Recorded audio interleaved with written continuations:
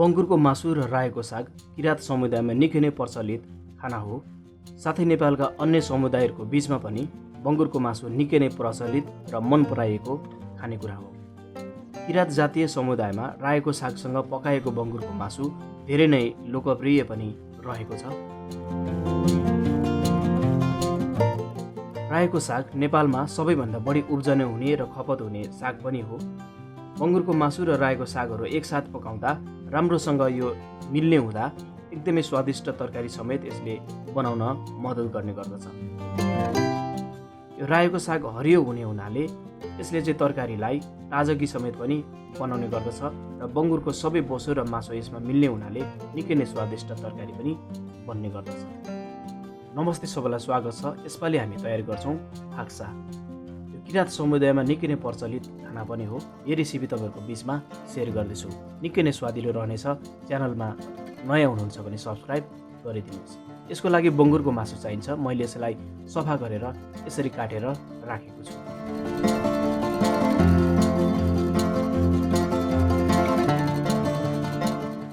अब यो रायोको साग जसलाई मैले सफा गरेर हल्का यसरी काटेर तयार गरेको हुँ।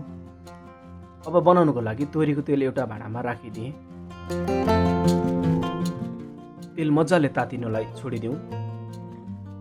त्यसपछि यसमा प्याजलाई राखिदिने। अब यसलाई मिलाइदिने।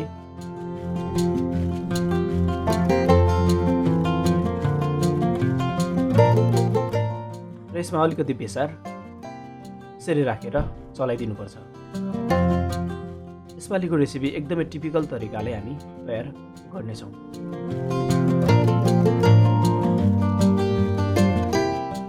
अब यसमा अघि तयार गरेको बंगुरको मासुलाई राखिदिने। अब यसलाई चलाइदिने।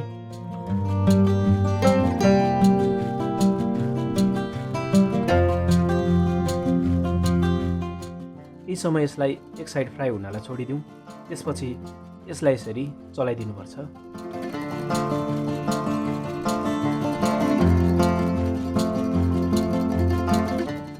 अब मसला तयार गरौँ। यसमा जिरा र धनियाँ मैले राखिदिएँ।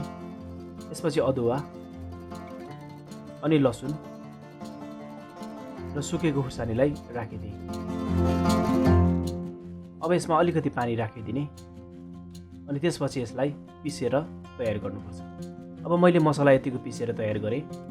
यता मासु पनि राम्ररी फ्राई भएको छ अनि बिचमा यसरी चेक गरेर चलाइ पनि रहने।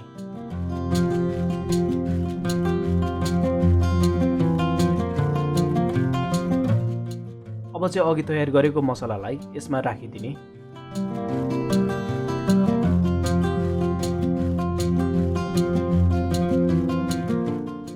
अब यसमा नुन राख्ने अनि चलाइदिने। आगोको तापक्रम अलिकति कम गर्ने। यसरी तयार गरेर राखेको मसला एकदमै मिठो बास्ना पनि आउने गर्दछ र फाक्सामा यसरी नै मसला तयार गरेर खाने गरिन्छ। अब मसलाहरू यसरी मजाले राम्ररी पाक्न पनि थालेको छ। अब थोरै टमाटरलाई राख्ने अनि चलाइदिने।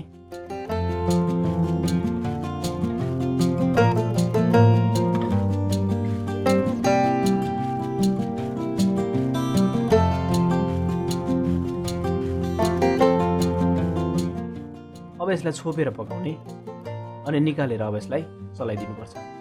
टमाटर पनि राम्ररी यसरी सफ्ट हुन थालेको छ।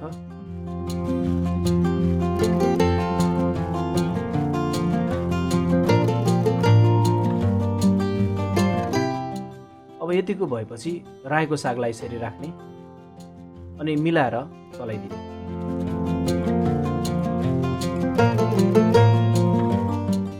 यसरी बंगुरको मासुमा रायोको साग यसरी मिलाउँदाखेरिमा एकदमै ताजगी समेत पनि रहने गर्दछ र निकै नै स्वादिलो तयार पनि पकाइयो तरकारी हुने गर्दछ।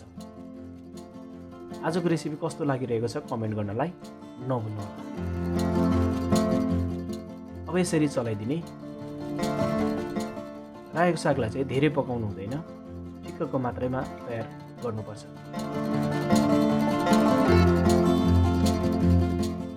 बीचबीचमा यसरी चेक गरेर चलाइ पनि रहने।